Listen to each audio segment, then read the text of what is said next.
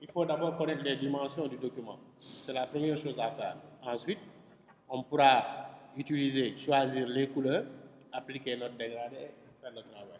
Donc pour ce faire, je vais d'abord ouvrir le document dans Photoshop pour d'abord déterminer les dimensions. Je fais clic droit, ouvrir avec Photoshop. Toujours pour déterminer les dimensions d'un document, si on vous le donne, vous pouvez l'ouvrir dans Photoshop pour déterminer les dimensions et pouvoir créer un document comme tel. Et pour ce faire, il vous suffit après d'aller juste à image, taille de l'image, pour déterminer les dimensions. Alors, on attend que ça s'ouvre. Je peux réduire déjà mon dossier. Là, il est lancé. Voilà. Là, le document est ouvert. Donc, je ferme ces fenêtres-là, parce que ça peut gêner. OK. Je vais maintenant à Image, au niveau du menu Image, taille de l'image. La image, taille de l'image, ici, vous avez la possibilité de voir les dimensions. Pas les dimensions en pixels, mais les dimensions en centimètres ou bien en millimètres, parce que c'est un imprimé. Donc ici, on voit que la largeur, c'est 25 cm. La hauteur, 8,5 cm. En millimètres, ça fera combien? 250 sur 85. Comme on travaille en millimètres, on fait ça. On va afficher nouveau. Le raccourci de créer un document, c'est quoi? Hein? Ctrl N. Voilà, très bien. Donc, je mets, c'est un document personnalisé. Un document personnalisé, vous n'avez pas besoin de venir ici. Vous n'avez pas besoin de venir là. Donc, vous allez directement à largeur et hauteur et vous mettez les dimensions. Mais avant de les mettre, assurez-vous que vous avez déjà choisi votre unité. Comme on travaille en millimètres, je le laisse en millimètres. Et je viens taper les valeurs. Parce que si vous faites l'inverse, par exemple, si c'était en centimètres et que je viens taper 250, il va convertir le document. Donc, ce sera un document beaucoup plus grand. Donc, je suis en millimètres, je mets 250. 250 en haut, 85 en bas. Maintenant, ici, sur un document personnalisé, on ne parle pas d'orientation. Ça arrive sur un document A4, des fois, par exemple, je peux dire orienter en portrait ou bien en paysage. Ici, si par exemple le document est personnalisé et que qu'on vous ait donné par exemple la largeur et la hauteur, donc ne vous souciez pas de l'orientation. Il sera fait automatiquement. Donc ici, je clique sur OK. Maintenant, attendez, avant de cliquer sur OK, la résolution c'est important. Hein? Si par exemple le document est destiné à l'impression, comme cette étiquette-là, parce qu'on doit l'imprimer une étiquette. Donc je mets la résolution à 300. Le mode colorimétrique, normalement, on le met en CMGN. Maintenant, le mode colorimétrique, on peut, si on veut, le laisser comme ça. Avant maintenant d'exporter le document, on peut le changer. Ça aussi, c'est une possibilité. Mais pour la résolution, il faut toujours le régler. Mais le mode colorimétrique, on peut commencer le travail, à la fin du travail le régler, ou bien le mettre directement, ça dépend de nous. Donc moi, je préfère le laisser en couleur RGB, et à la fin, je pourrais changer ça éventuellement. Donc je clique sur créer, et là, ça me donne les dimensions du document. Donc ça, c'est la première étape, ça veut réussir à créer un bon document. Maintenant, une fois qu'on a le bon document, l'objectif, c'est de réaliser cette étiquette-là textuellement. Je vais afficher les deux documents côte à côte pour pouvoir, par exemple, regarder ce que je fais. Donc, pour ce faire, je vais à Fenêtre, très bien, réorganiser, deux vignettes horizontales, très bien, parce que le document est à l'horizontale. Vous voyez? Donc là, on a le document final qui est là. Et là, vous êtes sur le document que vous voulez reproduire. C'est important de savoir sur quel document vous êtes. C'est très important. Par exemple, si je clique sur le document qui est en haut, forcément, je suis sur ce document-là. Si j'ouvre ma fenêtre de calque, je vois son arrière-plan est là. Si je clique par exemple sur mon document vierge blanc, vous voyez son calque, c'est vide, il n'y a rien. C'est normal. Maintenant, je ferme la fenêtre. Je remonte, je descends un petit peu. Ici aussi, idem, comme ça. Maintenant, je vais chercher les couleurs de mon dégradé, parce que l'arrière-plan, c'est un dégradé.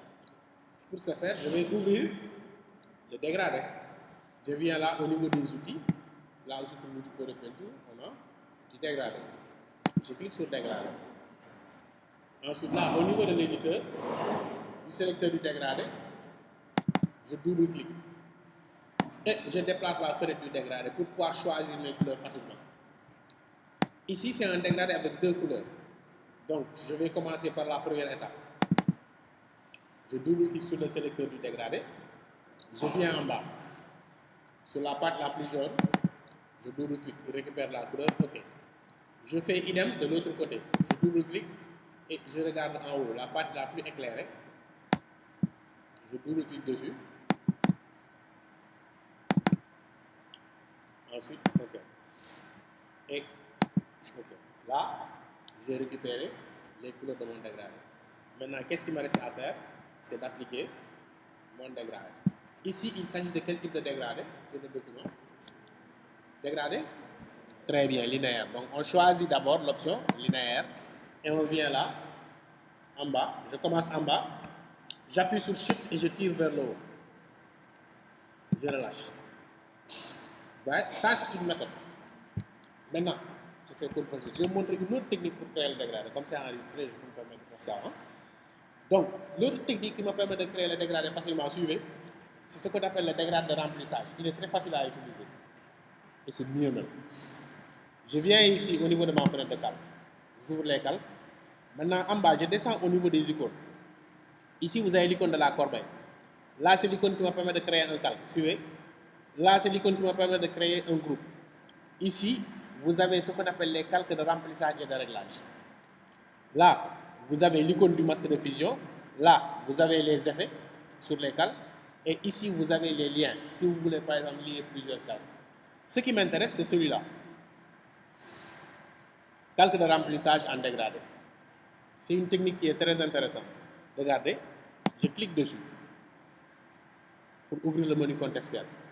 Donc, avec ce calque de remplissage, on a la possibilité d'appliquer une couleur unique, d'appliquer une couleur dégradée, d'appliquer un motif sur notre document. Et là, si vous l'utilisez, vous n'avez pas besoin de créer de calque. Il vous suffit tout simplement de venir cliquer dessus, sur dégradé par exemple. Il applique directement un dégradé sur le document. C'est-à-dire, ce que vous faites, vous le voyez à temps réel avec le dégradé de remplissage. Vous voyez qu'il a appliqué un dégradé gris, vert, du blanc, transparent. Je double-clique ici sur la fenêtre qu'il a ouverte au niveau du dégradé. Par exemple, je change les couleurs. Là, je viens sur l'étape qui est là, je double-clique et je viens choisir la couleur qui est en bas. Vous voyez, automatiquement, il le change. Je fais la même chose de l'autre côté. Sauf que de l'autre côté, le dégradé, il est transparent. Je le mets à 100% pour enlever la transparence, l'opacité. Hein? Je le mets à 100% et je change la couleur. Je double-clique en bas et je viens prendre la couleur qui est en haut. Et je clique sur OK. OK. Vous voyez, il a appliqué directement. Maintenant, tant que cette petite fenêtre-là est ouverte, on a des possibilités au niveau du dégradé. Ces possibilités, c'est quoi? C'est changer le style de dégradé. Il l'applique directement sur le document. Radial, par exemple. C'est pour vous montrer. Hein? On peut inverser le dégradé. Ouais. Je reviens sur l'inversion. Je reviens sur le dégradé linéaire. Et encore, ce qui est le plus intéressant, c'est qu'on a la possibilité de déplacer le dégradé. Tant que cette fenêtre-là est ouverte, regardez. Je viens sur mon document. Je peux glisser vers le haut le dégradé. Bien, je passe par l'échelle. Ouais. Comment il déplace le dégradé? Donc, je reviens à 100%. La fenêtre, tant qu'elle est ouverte, on peut aussi le déplacer. Vous voyez, ça pousse. Doucement. Ouais. Je l'ai déplacé un petit peu. Je redescends. Et je clique sur OK. Donc, là, c'est des possibilités que vous avez avec la carte de remplissage. Donc, c'est facile à utiliser. Maintenant, vous êtes libre d'utiliser la technique que vous voulez. Soit vous utilisez directement l'outil dégradé ou bien passer par cet outil-là. Hein. Donc, je ferme la fenêtre. Mon dégradé étant appliqué, maintenant, il me reste à amener les autres informations, comme par exemple l'image, écrire le texte, ainsi de suite. Donc ici, je vais importer les images. Je vais afficher, importer et incorporer.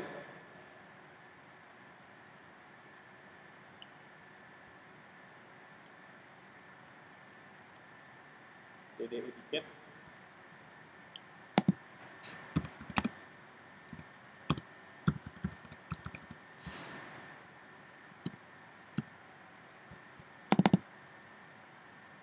Je sélectionne la forme Djeng, je clique sur importer.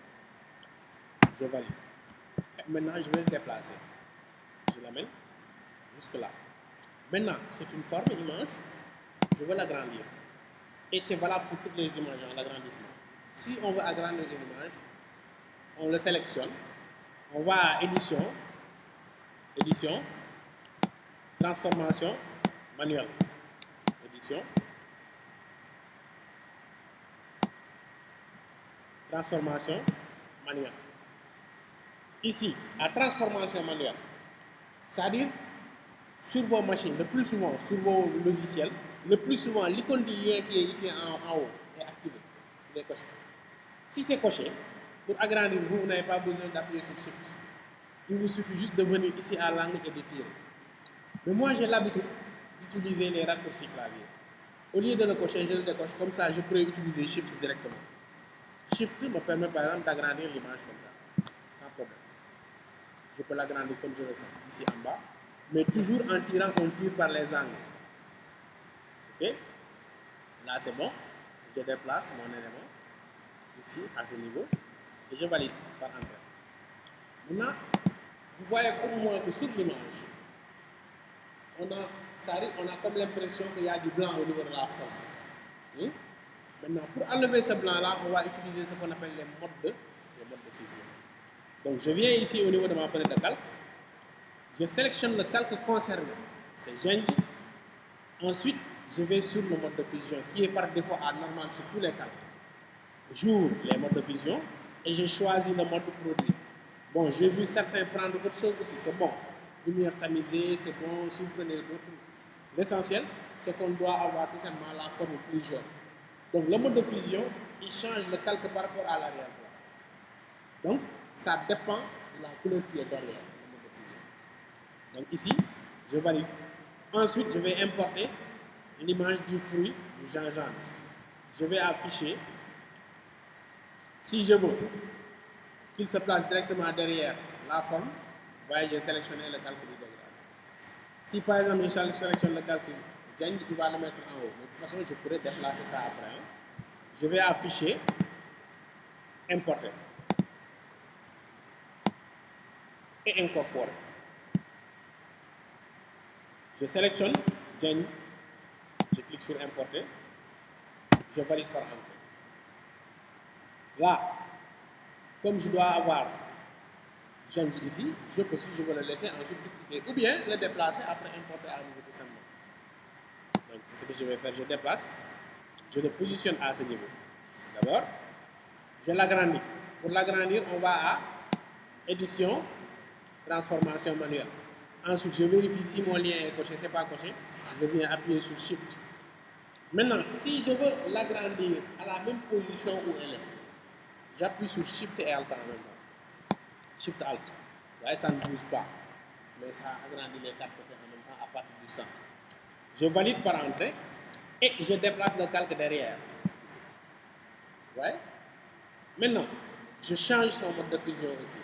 Je viens là, je le mets à produit. Ouais. Ensuite, je continue, il me reste le texte. Je prends l'outil T, je clique sur mon bouton là. Et je vais écrire jus de gingembre. Jus de gingembre. Je sélectionne le texte en double cliquant sur la vignette du calque qui est là. Je viens changer la fonce. Là, je vais prendre du myriade.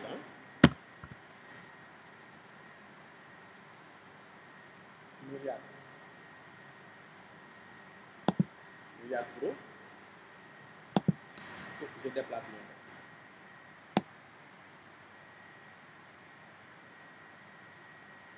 C'est bon? Maintenant, je peux sélectionner le texte, l'agrandir un petit peu si je veux. Voilà. Ensuite, maintenant, je vais venir jouer sur les styles de calque. Quand on parle de style de calque dans Photoshop, ce sont les effets sur les calques. Là, j'ai écrit mon texte.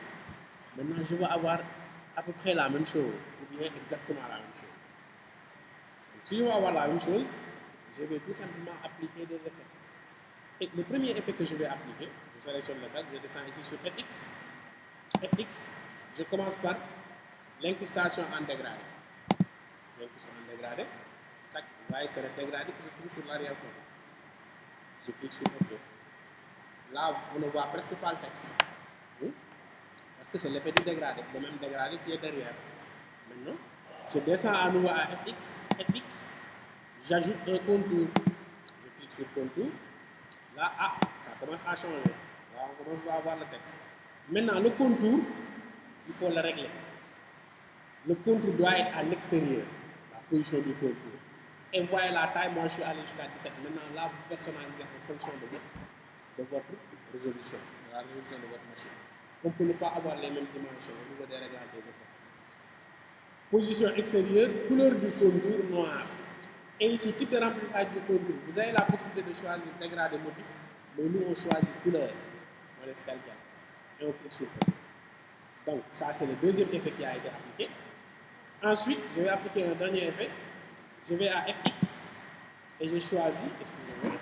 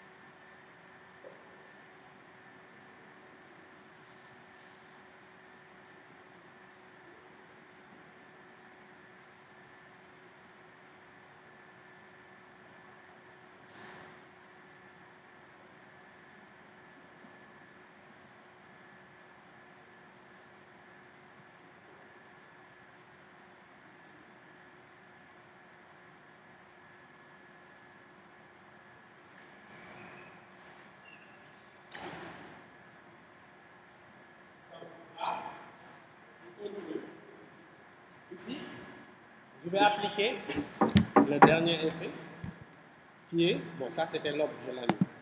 Je ne vais pas mettre l'ombre. Je vais à fx, je vais mettre le biseautage estampage. Je clique sur biseautage estampage. Là, biseau interne, lisse, profondeur, 11, taille 8, flou. Ça aussi c'est des réglages que vous faites personnellement. Donc là, moi, bon, je change un petit peu le style, je choisis biseau externe pour voir ce que ça donne. Donc là, c'est des réglages que vous pouvez faire par vous-même. Bon, je laisse à biseau interne. Profondeur du biseau, technique lisse. Voilà, je le touche un petit peu, voilà. Et je clique sur OK. Et là, vous voyez que c'est bon. Maintenant, moi, je trouve que mon contour est très élevé. Je vais le diminuer. Donc, pour revenir sur un effet, c'est très facile. Il vous suffit de venir directement ici sur l'effet qui est appliqué sur le calque. Par exemple, le calque contour. Sur le calque Joule, je viens directement sur contour, je double tout ici. Et ça me permet d'ouvrir l'effet. Maintenant, une fois que l'effet est ouvert, je viens ici sur la taille et je le diminue un petit peu. Donc, là, je peux aller jusqu'à 13. Et je clique sur OK. Là, c'est réglé. Je sélectionne mon texte et j'agrandis un petit peu sa taille.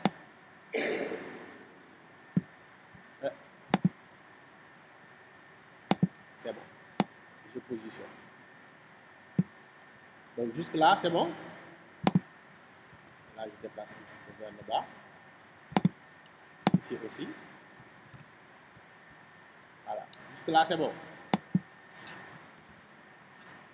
Maintenant, il me reste à importer le logo. Je vais à Fichier, Importer. Je sélectionne le logo KMC. Donc, vous voyez que ici, tous les éléments vous ont été fournis. Donc, c'est très facile à réaliser. Donc, je diminue un petit peu la taille de mon texte. Je trouve que c'est...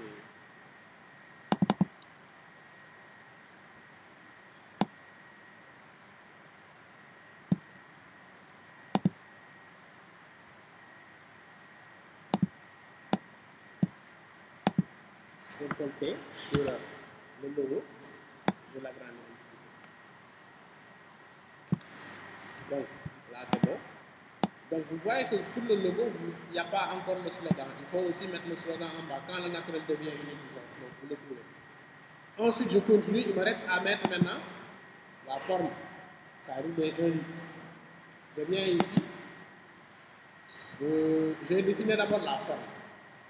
Maintenant, ici, nous, on avait l'habitude d'utiliser l'outil rectangle ou bien l'outil ellipse de sélection. Bon, cette fois-ci, on va changer un petit peu. C'est ce que j'ai fait avec les autres hier, que j'ai mis en vidéo. Hein. C'est les formes. Bon, je vais après l'expliquer un petit peu. Donc, au lieu de prendre l'outil ellipse de sélection, je vais venir ici au niveau des outils de forme et je prends l'outil ellipse tout court. Et cet ellipse-là, on l'appelle outil ellipse de forme. En fait, l'ellipse de forme nous permet de dessiner directement une ellipse ou bien un cercle tout en activant la couleur. Avec la sélection, on n'avait pas cette possibilité. Avec la sélection, vous dessinez la sélection, vous créez un calque, vous cherchez la couleur et vous versez.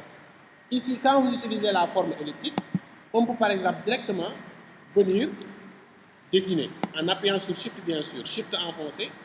Là, je dessine un cercle parfait en appuyant sur Shift. Ouais. Et ce qui est intéressant avec l'ellipse de forme, c'est qu'on n'a pas besoin de créer de calque.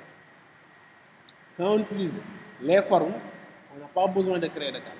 Dès qu'on dessine la forme, automatiquement, il crée le calque. Vous voyez, il a créé le calque ellipse. Et c'est ce qui est encore beaucoup plus intéressant, c'est que pour changer la couleur, on n'a pas besoin de l'outil de peinture, ni du dégradé. Il me suffit tout simplement de venir sur la vignette du calque. Quand je parle de vignette du calque, c'est l'image du calque que vous voyez. Je double-clique dessus, automatiquement, il ouvre le sélecteur de couleur avec la forme. Et maintenant, je me déplace ici avec la pipette. Je clique sur le jaune. Automatiquement, vous voyez, j'ai changé la couleur. C'est pourquoi la forme est beaucoup plus rapide et beaucoup plus intéressante. Mais il y a en fait de petits inconvénients au niveau de la forme par rapport à la sélection. Donc là, j'ai appliqué la couleur. Le calque étant créé, ici, il y a un effet qui se trouve au niveau du cercle. Quel est l'effet qui se trouve ici au niveau du cercle? L'ombre portée. Je vais à FX et je choisis l'ombre. Vous voyez, l'ombre s'applique. Maintenant, tant que la fenêtre est ouverte, l'ombre pour le déplacer, regardez, je peux venir là directement, facilement. Je viens sur l'ombre et je la déplace. C'est une chose que je pouvais faire ici aussi, à partir de l'angle. Je pouvais aussi tirer la distance directement à partir de mon document. Donc là, vous choisissez la distance. Maintenant, le reste, vous le réglez ici. Le grossi et la taille, vous le réglez ici. Et là, on clique sur OK. Donc là aussi, cette partie, c'est réglé. Il me reste maintenant à écrire tout simplement le texte dessus. 1 litre. Maintenant, je vous recommande toujours, avant d'écrire ici, il faut veiller à ce que le calque forme ne soit pas sélectionné. Parce que s'il est sélectionné, il va convertir le texte. Ça arrive. Tant qu'il reste sous cette forme-là, avec les petits points, c'est bon, on peut cliquer. Mais s'il change de forme, il ne faut pas cliquer. Donc je vous recommande, si par exemple le calque est sélectionné, de venir hors du document le faire. Mais moi, je sais que ici le calque n'est pas sélectionné pour le moment. Je clique directement et j'écris 1. Ensuite, litre.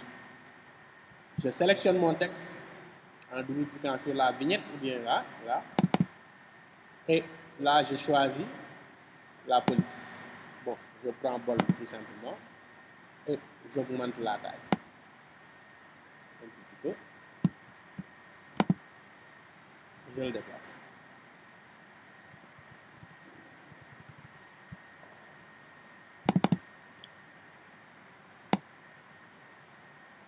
Voilà.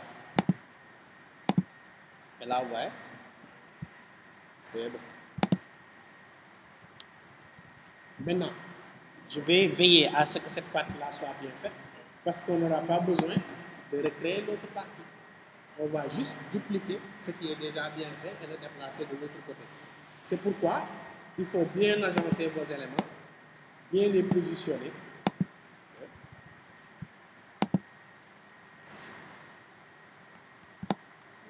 Je vais un tout petit peu.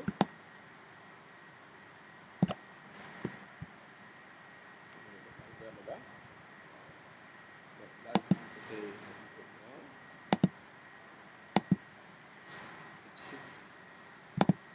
Je peux sélectionner les deux calques en même temps pour pouvoir les dimensionner. Par exemple, celui-là, je déplace par exemple le calque ellipse à partir de là, juste là. Je sélectionne le calque 1 litre et le calque ellipse. Et là, je peux agrandir ou bien diminuer les deux en même temps en faisant CTRL-T ou bien édition transformation manuelle. Je vais le redimensionner. Ensuite, je le déplace.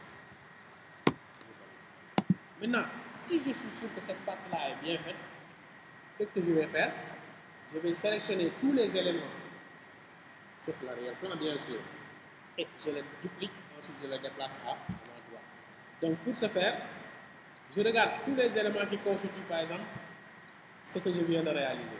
Ça commence ici, de GIMP jusqu'à 1 litre. Donc je sélectionne GIMP et je monte carrément jusqu'au dernier calque en haut. Oui. L'image. Ah, l'image du. Ah ok, oui, j'allais l'oublier. Oui, j'allais l'oublier. Bon, je l'ajoute d'abord. Quand le. Voilà. Je diminue sa taille.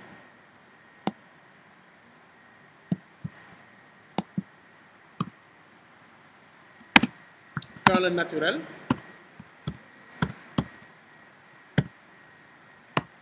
Devient une exigence. Hein?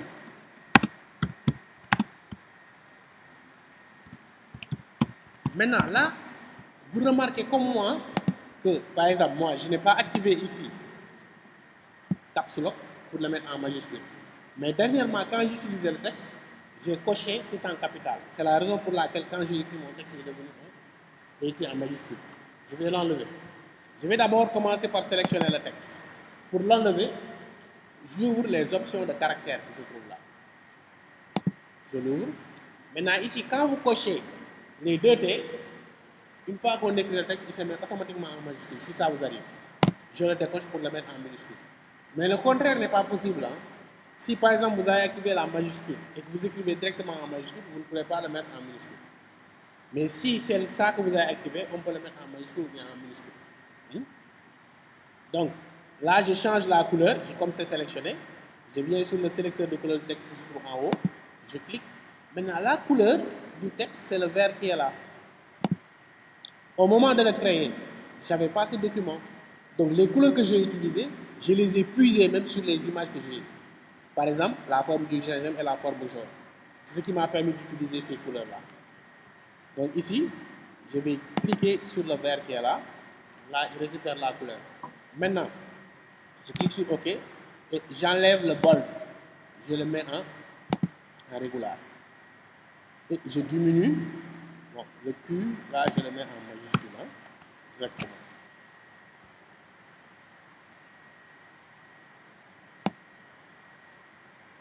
Et c'est un peu en italique. Hein. Voilà. Un peu en italique. Je diminue un petit peu.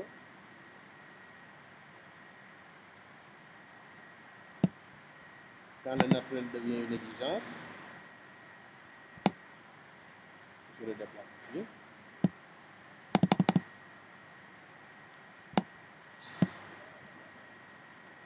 Ça, c'est quoi? Hein? On va déjà.